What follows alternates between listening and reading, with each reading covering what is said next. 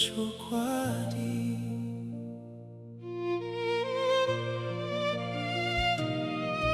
Mari Baba tinokutendai makati pa mwanakomana wenyu Yesu Kristu akatira nerudo rwakadzama akafira isu pamuchinjikwa akazvininipisa nokuda kwedu kuti tive noupenyu hutsva. Rudo rwenyu haruperi, runogara nokusingaperi.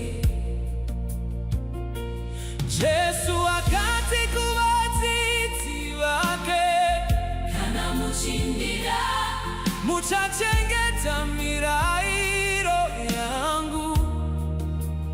Ini ndichakumbira Baba, vachakupai mumwe munyaradzi agare nemi nokusingaperi.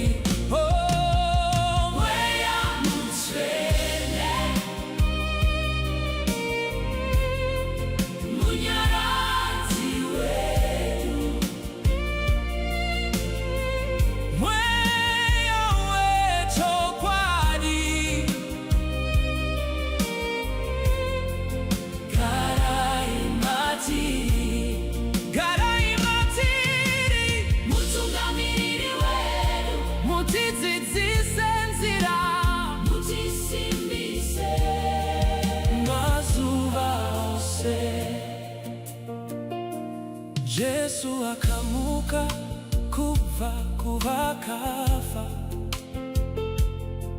akasimbisa vadzidzi vake, akati mirirai muguta kusvikira mafukidwe nesimba